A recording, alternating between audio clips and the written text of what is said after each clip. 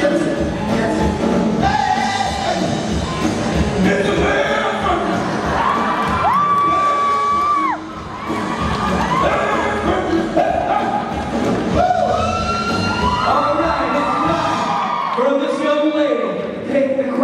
The very last question and ask the thing that you wanted to ask, the thing that you have in your mind you've been thinking about for days.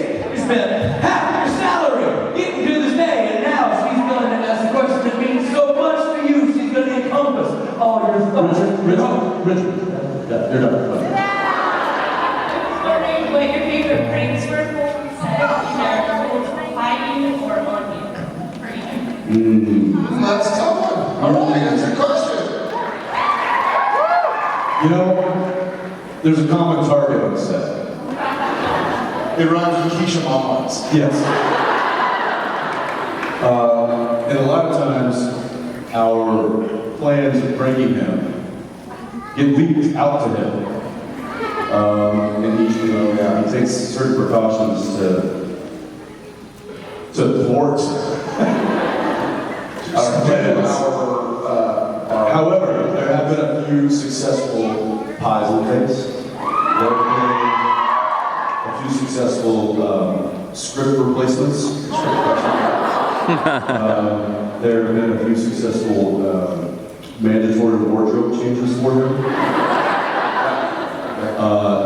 And the breaks have gotten so bad sometimes that he will refuse to do his coverage with us on the soundstage. Mind you, this is a scene that he's in with Sam and Dean. And he's telling the director and the producers, I'm not going to do my coverage if they're still on the soundstage. So he would actually have us removed from the studio so that he could perform with whoever was reading our lines. So those, I'm serious. Kicked off your own show. We're going to kick off our own show. Not a word of a lie. You're really broken down. No, he was teetering between like really losing his mind and just walking off set.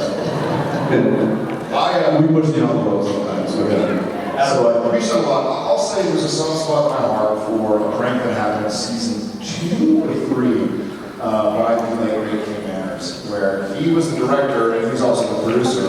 So so we're wasting time on set. If we're wasting time on set, it doesn't matter because he's the producer anyways, right? And so Sam and Dean are supposed to be crawling down this the sewage pipe. And he decided It was a set. It was built up on the soundstage, so it wasn't a real sewer pipe, but it was a. Well, no, that actually helps this thing because once you get to the bottom, there's nowhere to go.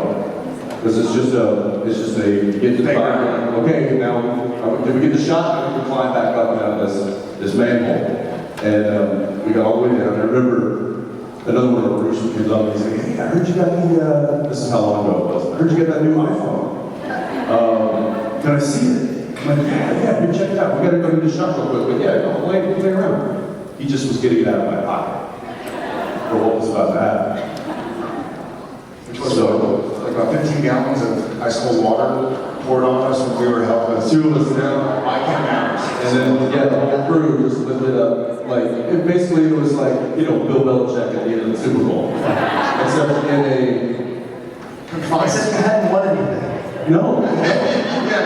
In fact, we were the losers in this instance. And that was pretty fun. But you know what? It's never a dull moment on set. Somebody's always getting right in some way, shape, or another. And we hope you never have to work in a work environment like that.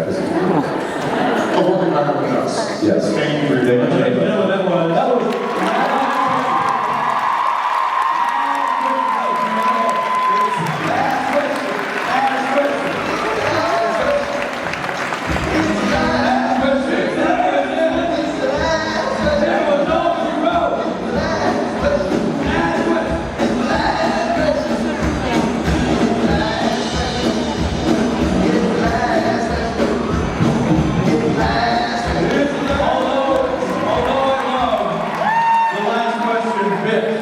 of the panel. It also saddens my heart because it means it is time to bid adieu, at least from a stage perspective, to these two young men. Please, round of applause.